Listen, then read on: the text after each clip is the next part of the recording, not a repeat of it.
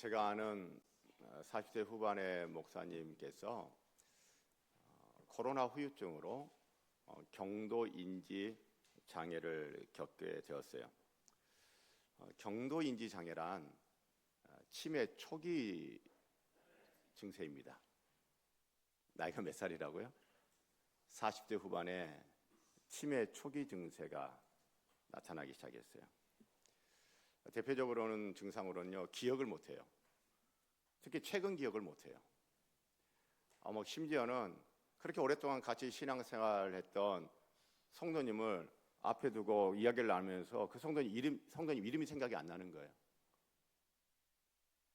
그리고 조금 전에 봤던 글이 생각이 안 나. 내가 뭘 봤지? 봤던 내용이 생각이 안 나는 거예요. 설교 원고를 작성하면 자기가 설교 원고를 작성을 했어요. 좀 지나면 앞에 내가 작성한 설교 원고 내용이 뭔지 생각이 안 나는 거예요. 야, 여러분, 그러니까 이 목사님이 설교 준비를 예전보다 2배, 3배 시간을 들여도 예전 정도의 그 설교 원고 작성이 힘들어요.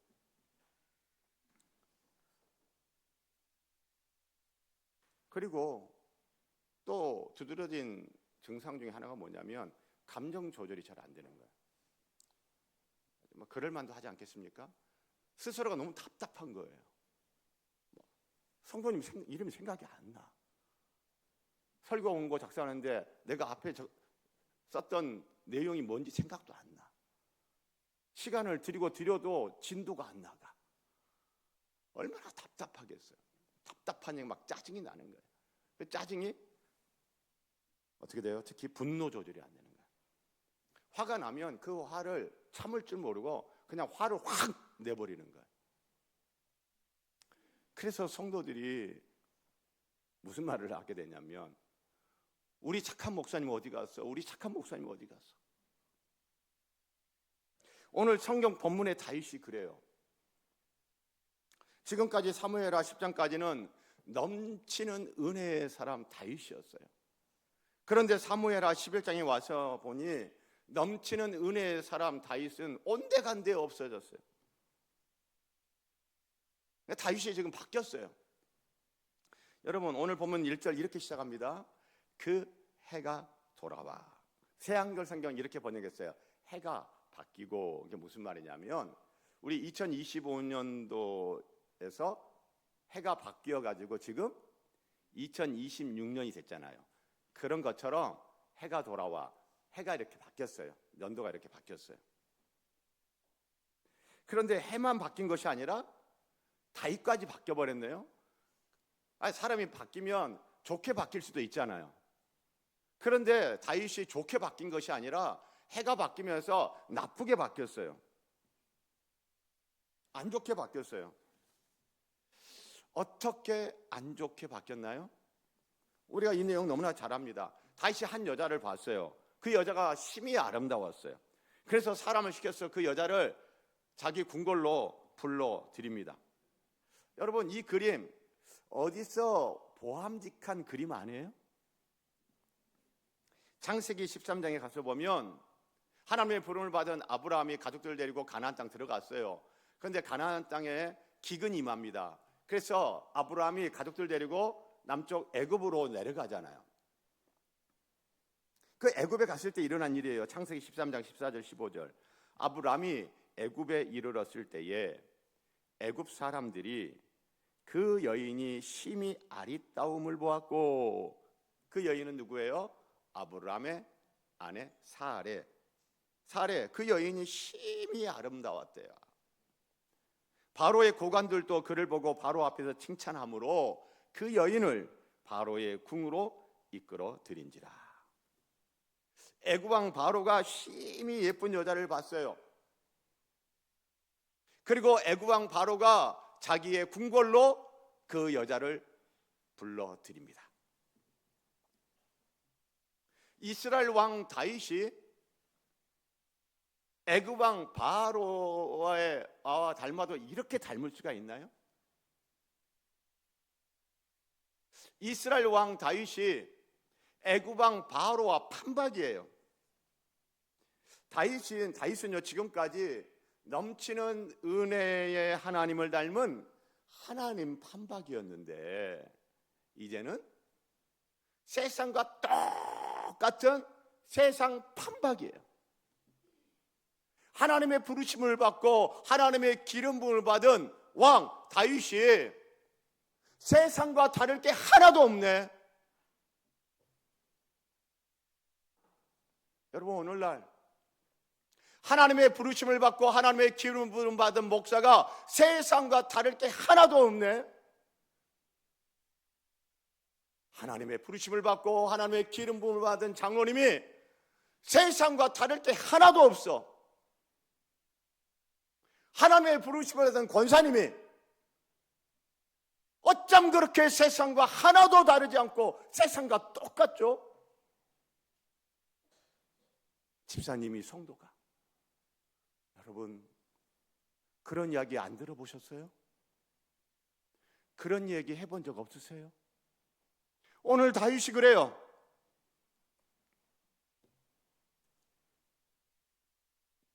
아니, 어떻게? 하나님의 부르심을 받고 하나님의 기름 부음을 받은 왕 다윗이 애굽의 왕 바로와 어쩜 이렇게 똑같습니까? 하나님 판박해야 될 왕 다윗이 세상 판박이에요. 세상 판박이. 오늘 다윗의 모습은 안타까워도 너무너무 안타까워요. 도대체 다윗이 어쩌다 이렇게 바뀌었나? 어쩌다 이렇게 바뀌었나?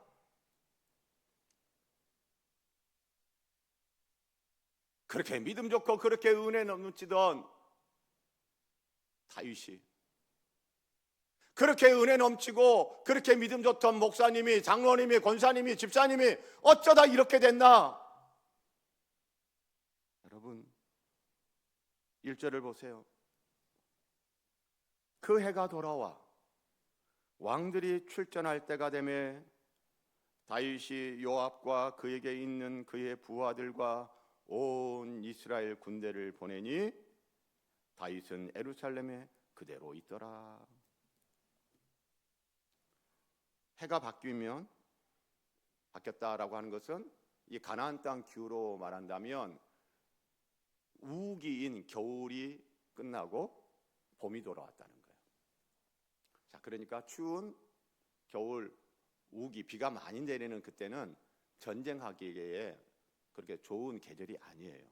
그래서 춥고 비가 많이 내리는 우기가 끝나고 봄이 돌아오니 그때 이제 전쟁하기 좋은 거예요.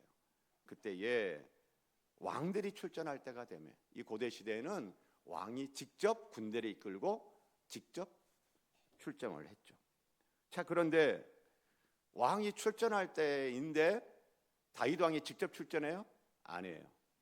자기는 예루살렘 궁에 그냥 그대로 있고 부하들만 보냅니다. 2절, 다윗이 요압과 그에게 있는 그의 부하들과 온 이스라엘 군대를 보내니. 다윗 왕이 전쟁터에 직접 가지 않아요. 왜요?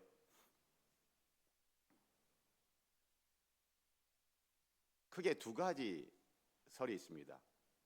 지금까지 우리가 많이 들었던 해석은 이런 거예요. 자기가 있어야 될 자리에 있지 않았다. 자기가 해야 할 일을 태만하게 했다. 라고 하는 해석, 일반적으로 많이 우리가 들었습니다. 알고 있습니다. 그거 말고 또 하나, 저는 이렇게 여러분에게 말씀드리고 싶어요. 다윗 왕이 전쟁터에 직접 가지 않았다. 왜 그랬을까? 그건요, 다윗 왕의 의지와 계획을 충실하게 실행할 부하들이 있기 때문이에요. 즉, 다윗 왕이 전쟁터에 나가지 않았다는 것은 다윗 왕이 직접 나갈 필요가 없을 만큼 다윗 왕의 권력이 안정적이고 절대적이라는 것을 말해주고 있는 거예요. 다윗 왕, 이제 왕자에 있습니다. 왕권이 강화되어 있습니다. 자기의 권력은 안정적입니다. 힘은 충분합니다. 그들 반증하는 것이 부하들만 전쟁터에 보내도 되는 거예요. 나에게는 이만한 힘이 있어. 그 생각하고 있는 거예요. 왕인 나에게는 이만한 힘이 있어. 사장인 나에게는 이만한 힘이 있어.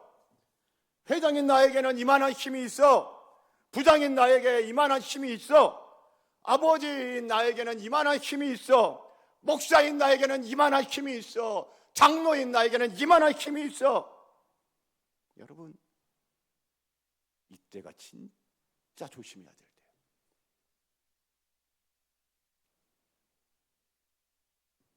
신약성경 고린도전서 10장 12절, 우리가 잘 아는 말씀이에요. 그런즉 선줄로 생각하는 자는 넘어질까 조심하라. 선줄로 생각하는 자 다윗, 그는 넘어질까 조심하지 않다가 넘어지고야 말았습니다.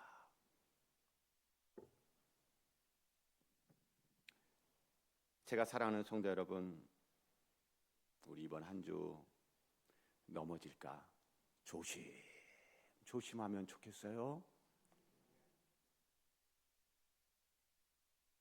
하나님의 부름을 받은 성도인데, 하나님의 부름을 받고 하나님의 기름 부음을 받은 목사인데, 장로님인데, 권사님인데, 집사님인데, 하나님 판박이가 아니라 세상 판박이 되지 않도록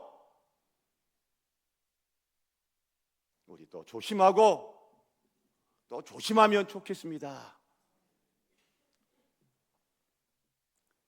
설교를 준비하면서 그래도 그렇지 다윗이 어쩌다 이렇게 몰락을 하나, 급전극하예요. 지금까지 그렇게 은혜 넘치는 다윗이, 넘치는 은혜의 사람 다윗이었는데 오늘 이게 뭐예요 갑자기? 아니야, 바뀌어도 어떻게 이렇게 바뀌냐고요. 아니, 몰락을 해도 어떻게 이렇게 몰락을 하냐고요. 그래서 2절을 보니 저녁 때에 다윗이 그의 침상에서 일어나 왕궁 옥상에서 거닐다가 그곳에서 보니 한 여인이 목욕을 하는데 심히 아름다워 보이는지라. 다윗이 어쩌다 이렇게 몰락을 해요? 신학자들이 이야기하는 것이 뭐냐면 치명적 아름다움. 그 여자의 아름다움이 심히 아름다운데 그 심히 아름다움이 치명적 아름다움이라는 거예요. 그 여자의 아름다움이 다윗의 욕망에 불을 질러버릴 정도로 치명적이라는 거예요. 그 여자의 아름다움이 얼마나 치명적이었으며 다윗은요 거침없이 행동합니다. 3절 4절 보면 3절 다윗이 사람을 보냅니다. 그 여인을 알아보게 합니다. 4절 다윗이 전령을 보냅니다. 그 여자를 자기로 데려오게 합니다. 그 여자와 동침합니다. 이 모든 일이 하룻밤에 일어난 거예요. 거침이 없어요.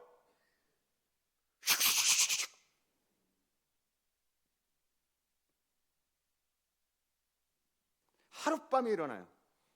다윗은 그 여자와 동침하기까지 거침없이 질주합니다. 다윗의 신하가 그 여자는 남편이 있는 유부녀입니다 라는 걸 알려줬어요. 엘리암의 딸이요, 그 여자의 남편은 우리야요, 다 알려줬어요. 그 여자가 남편이 있는 유부녀라는 사실을 알려줬어요. 그런데도 다윗은 거침없이 질주합니다. 다윗은 그 여자가 남편이 있는 유부녀라는 사실에도 아랑곳하지 않고 거침없이 질주합니다. 브레이크가 없어요. 아니, 브레이크가 고장났어요. 여러분, 며칠 전에 우리 서대문 사거리에서 버스 브레이크 고장으로 농협 빌딩 갖다 들이받아버린 사고 여러분 소식 접하셨죠?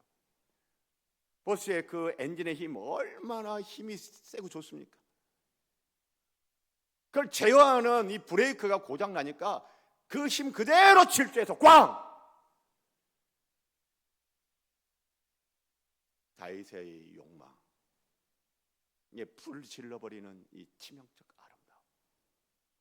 그래서 브레이크가 고장 나버려요. 그냥 달리고 달립니다. 그 여자와 동침하기까지. 당연히 그날 밤 다윗에게는 사랑이 없습니다. 그날 밤 다윗에게는 오직 욕망만이 가득합니다. 다윗의 신하가 그 여자의 이름 밧세바라고 알려줬어요. 그러나 다윗은 단 한 번도 그 여자의 이름 밧세바를 부르지 않습니다. 그 여자의 이름 밧세바 알았지만 단 한 번도 밧세바의 이름을 그의 입에 올리지 않습니다. 4절 보세요. 밧세바라는 이름을 알게 된 이후 4절 다윗이 전령을 보내요. 그 여자를 밧세바라고 하지 않습니다. 그냥 그 여자를 자기에게로 데려오게 하고, 그 여자가 밧세바가 그렇게 말하지 않습니다. 밧세바라는 이름을 알았지만 그냥 그 여자가 부정함을 깨끗하게 하였으므로 더불어 동침하며, 그 여자가 밧세바가라고 하지 않습니다. 밧세바라는 이름 몰라서가 아니에요. 뻔히 밧세바라는 이름을 알면서도 그냥 그 여자예요. 그 여자가 자기 집으로 돌아가니라. 그 여자는 밧세바라는 이름이 있으나 다윗에게 이름이 불리어지지 않는 여자. 다윗은 그 여자를 하나의 인격으로 대하지 않는 것입니다. 그래서 다윗에게 밧세바는 밧세바가 아닌 그 여자일 뿐입니다. 다윗에게 그 여자는 어떻게 해서라도 꼭 갖고 싶은 그 여자일 뿐입니다. 다윗에게 그 여자는 수단 방법 가리지 않고 반드시 갖고 싶은 그 여자일 뿐입니다. 다윗과 밧세바 사이에는 인격적인 소통 그런 거 없습니다. 인격적인 관계 그런 거 없습니다. 인격적인 교제 그런 거 없습니다. 인격적 사랑 그런 거 없습니다. 치명적 아름다움에 사로잡혀 불타는 욕망으로 거침없이 질주하는 다윗이 그 깊은 밤의 어둠을 꽉 채우고 있습니다. 설교를 준비하며 미국의 극작가 테네시 윌리엄스가 1947년에 발표한 작품 욕망이라는 이름의 전차가 생각났어요. 욕망이라는 이름의 전차, 이 작품의 제목은 실제로 미국 뉴올리언스에 존재했던 노면 전차 노선에서 따왔습니다. 우리 식으로 얘기한다면 지하철 1호선, 2호선, 3호선 그렇게 이름이 있잖아요. 1호선, 2호선, 3호선. 그렇죠. 그런 것처럼 뉴올리언스에 있는 그 전차의 이름은 뭐라고요? 욕망, 디자이어, 욕망. 주인공 블랑시는 디자이어, 욕망이라는 전차를 타고 묘지를 지나 엘리션 필드에 도착합니다. 도착한 엘리션 필드라고 하는 것은 그리스 신화에 나오는 영웅들이 가는 서후 낙원이에요. 이름은 낙원 천국처럼 보이지만 실제 무대는 아주 빈곤하고 거친 현실일 뿐이에요.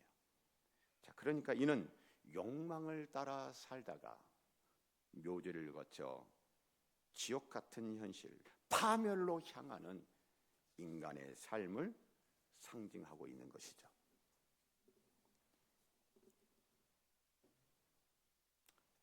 다윗으로 하여금 욕망에 사로잡혀, 욕심에 사로잡혀 수단 방법 가리지 않고 거침없이 질주하게 한 치명적 아름다움이 있었듯이 오늘날 우리로 하여금 욕망, 욕심에 사로잡혀 수단 방법 가리지 않고 거침없이 질주하게 하는 치명적 아름다움이 있을 수 있습니다. 그것이 다윗에게는 섹스였습니다. 오늘날 우리에게도 그것이 섹스일 수 있고요, 그것이 명예일 수 있고요, 그것이 권력일 수 있고요, 그것이 돈이요 재산일 수 있습니다. 성적 만족과 쾌락을 얻기 위해 거침없이 욕망이라는 이름의 전차처럼 질주하는 사람 다윗. 오늘날 이런 다윗 같은 사람들이 교회 안과 교회 밖에 있다는 안타까운 현실. 명예를 위해서라면 거침없이 욕망이라는 이름의 전차처럼 질주하는 사람, 권력을 위해서라면 거침없이 욕망이라는 이름의 전차처럼 질주하는 사람, 돈과 재산을 위해서라면 거침없이 욕망이라는 이름의 전차처럼 질주하는 사람,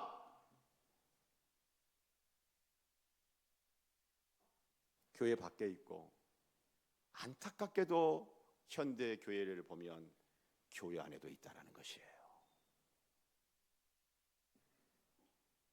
여러분, 심히 아름다워 보이는 그 여자를 보고 심히 아름다워 보이는 그 여자를 취하고자 하는 오늘 다윗의 모습은 아름다운가요? 추한가요? 추하기 그지없습니다. 하나님의 부르심을 받고 하나님의 기름 부으심을 받은 왕 다윗인데, 아니 어쩜 이렇게 추한가요? 하나님의 부르심을 받고 하나님의 기름 부으심을 받은 왕과 같은 목사님, 장로님, 권사님, 집사님, 성도님들, 나는 아니야. 예, 정말 그랬으면 좋겠습니다. 그런데 이 이야기가 내 이야기 같네 하시는 분 있습니까? 회개하시면 돼요. 멈추시면 돼요. 더 이상 취해지지 말고 다윗이 심히 아름다워 보였던 그 여자보다 더 심히 아름다우신 하나님, 그 하나님을 닮은 참으로 아름다운 저와 여러분의 인생이기를 간절히 소원합니다.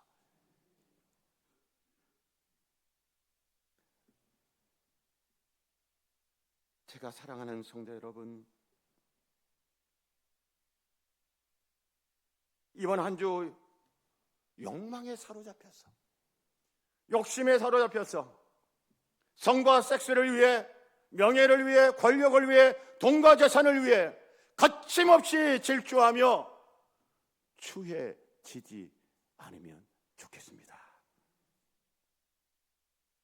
변함없는 은혜, 변함없는 사랑, 넘치는 은혜, 넘치는 사랑 베풀며 그 햇새들을 실천하며 진실로 심히 아름다워 보이는 여러분과 저이기를 소원하고 축복합니다. 기도하겠습니다.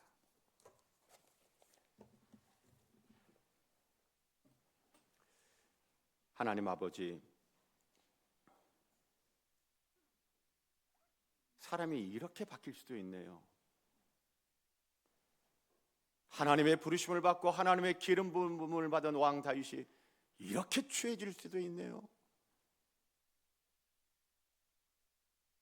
나는 아니기를 원합니다. 우리는 아니기를 원합니다. 참으로 심히 아름다운 하나님을 바라보며 참으로 심히 아름다운 하나님을 닮은 하나님 판박이로 이번 한 주 한 걸음 한 걸음 내딛기를 원합니다. 예수님의 이름으로 기도합니다. 아멘. 봉헌드립니다.